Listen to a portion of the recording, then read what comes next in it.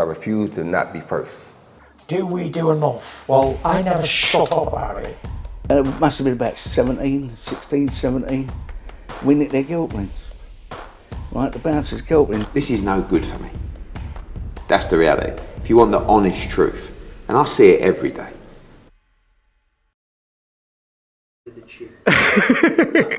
It's recording. I'm keeping that in. Look thin. Andrew McCART, IFL TV, proudly sponsored by Everlast. I'm here with Mr. Sam Jones, my good friend, Mr. Sam Jones.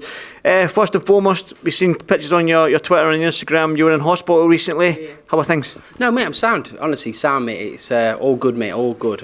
In great health, Andrew. Thank you for asking. Well, that's the most important thing.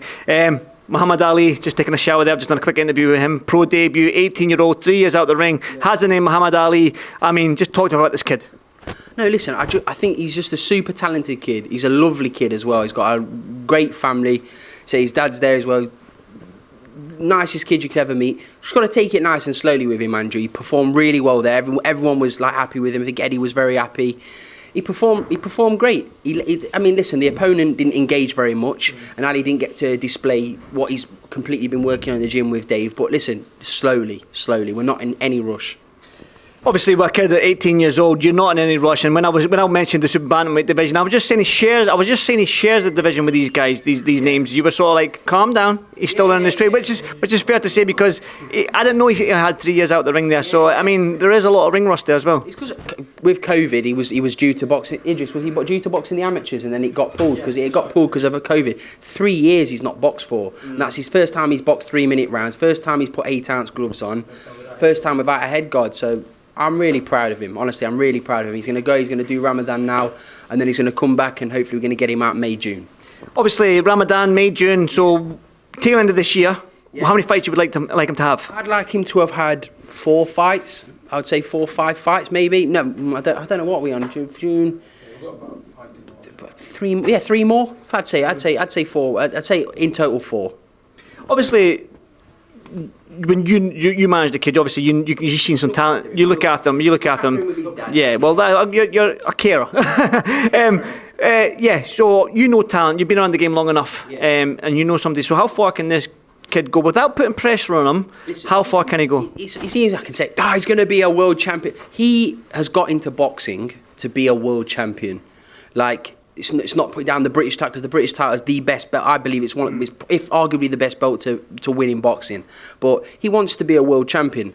But there's processes to go through, and I've learned this myself. Like, you've got to perform in the gym, you've got to perform under the lights. This fight is a great starting point because he was listening to Dave, and that was the key thing. Because a lot of fighters, they listen to a big crowd and they start getting reckless. He kept his shape, and everyone was happy with him. And honestly, I was so proud of him because he's only 18. People forget, like, what was we doing when we was 18? I don't know what I was doing. I was in the army, mate. Unfortunately, you was in the army. I was giving out welcome packs on a forecourt. So there's a big difference. I mean, it's a goal for difference. I couldn't do stuff with something like that, performing under the lights, all them people shouting. But no, really proud of him. And step by step, we'll get there. And I believe he's a special talent. And I believe as long as we go at snail pace, because that's what it is. Let's be realistic. He's 18, snail pace. We'll get there.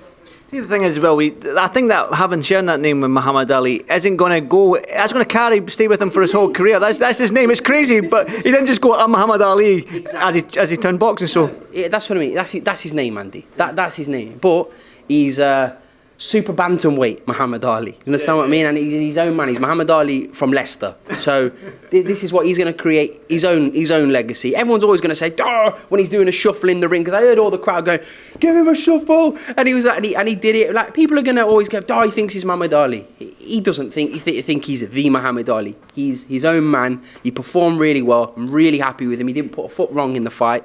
What more can you ask of an 18-year-old on his debut?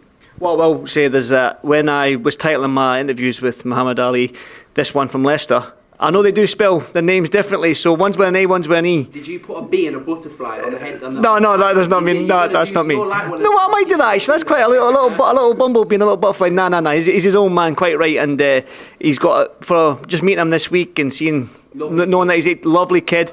Got a very, very mature head on them shoulders, well managed, so a testament to his father. And as well, very, very mature shoulders on that 18-year-old. No, 100%. Like, a lot of 18-year-old kids, you've seen something. You wouldn't think he was 18 by the way when you speak to him, when you hold a conversation with him. That's down to his family and his dad, like bringing him up really well. So credit to his family there. With this, and I've got to get your thoughts on because I love to get quick fire questions off the. You can ask me about Usyk and Tyson Fury, and I can see it. Well, take the mic. Take the mic. Go on then. Take the mic. Do I think it's going to happen? I hope it does, Andy. You ask yourself questions, and I. For the sake of boxing, I hope it happens, seriously, because I think it will be a crying shame if it doesn't. I think boxing needs that fight. If Tyson Fury doesn't fight Usyk and then goes on to fight Francis Ngannou, boxing's fucked. Let's be honest. It is. If we can't get the undisputed fight, while they're both there, the date's available, everybody apparently wants it, we've got to get it. Boxing has to, we have to make this fight happen. 70-30 split. So, mate, 70-30 split. Tyson's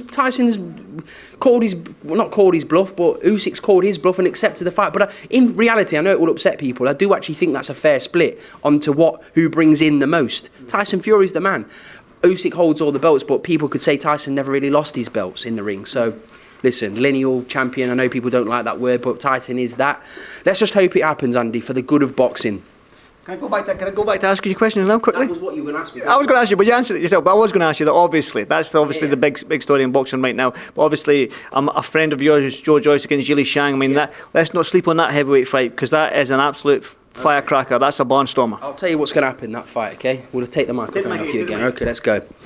Honestly, you couldn't build a man, maybe not southpaw, but you couldn't build a man for Joyce to fight better than Zhang. Yeah, Zhang's going to land a couple of huge shots on Joe, maybe first couple of rounds. It's going to be unbelievable for the first rounds, and Joe's going to absolutely splatter him. He will. Honestly, Joe will end up just battering him, and he'll get stopped. I think I don't know, because Zhang's a big tough bastard, isn't he? So you don't know. He might get stopped on his feet, but that fight isn't going 6 rounds, Andy. No chance. There's just too much. Oh no, it's a mess. That fight's going to be horrible, honestly. Like, it's going to be an absolute war. But Joyce is going to come out on top. Sam, you're actually quite a natural on the mic there, I'll give you that. You know what I mean? I'll need to go to karaoke night with you, that's for sure. I'm very good on the karaoke. Oh yeah, what's your go-to song? Mine's Jermaine Stewart. When You Say Nothing at All by Ronan Keating. Wow, tough one. What a song. Yeah. What a song. Hit it. Oh no, we're not doing that. Not doing that, but no. One final, here's I was going to say the main man, one final one.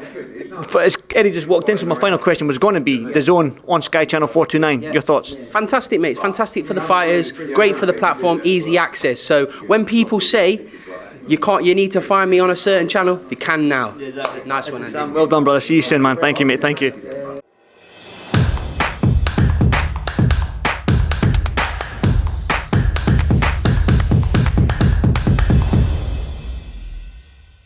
Refuse to not be first. Do we do enough? Well, I never shut up about it. It must have been about 16, 17. We nicked their guilt rings. Right, the bouncer's guilt ring. This is no good for me. That's the reality. If you want the honest truth, and I see it every day,